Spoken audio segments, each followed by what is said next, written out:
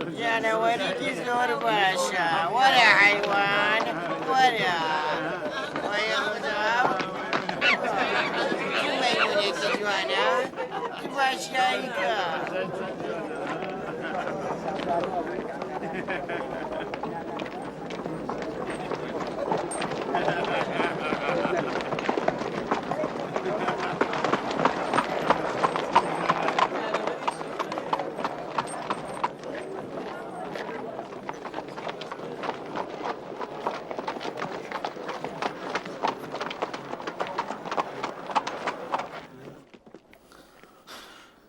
بۆ ڕزگاریە و بەداخەوە نەمتوانی هیچ کارێ بکەم.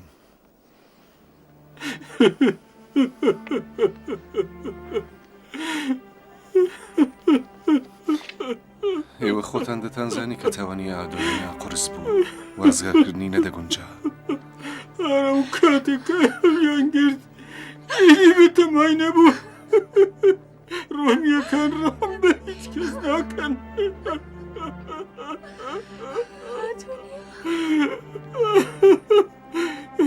ڕۆمیەکان ڕام بە هیچ کەس ناکەن. لعنەت لەم دنیایە لعنەت لە خوداکانیان کەچگە لە وەرگرتنی قوربانی ئێمە کارێکی دیگە ناکەن. لعنەت لەوان لعنەت لە ئیمپراتۆر ئادریانوس.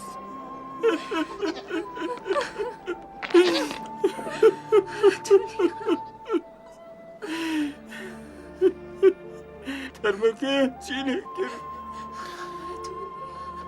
دەڵێن تەرمەکەی دەبێت لەسەر خاج بێت تا ببێتە هۆی ترسانی باقی خەڵک.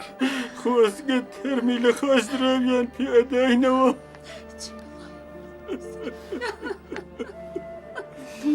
تەرمەکەی نازانم، بەڵام بەڵێنی دەدەم تۆڵەی خوێنی بکەمەوە.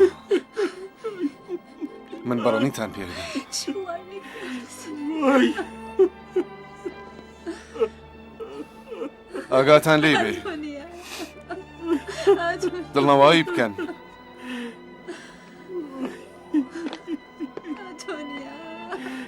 ڕەنگە پاژەمەی دیمەنتان نەدی.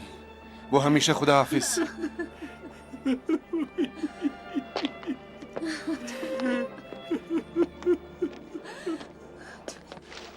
خاوەنشکۆ شەوی ڕابردوو نەناسراوێ هەوڵیدا تەرمی ئەدونیا بڕفێنێ، بەڵام بە خۆراگری سەربازەکە نەیتوانی بە مەبەستەی خۆی بگا.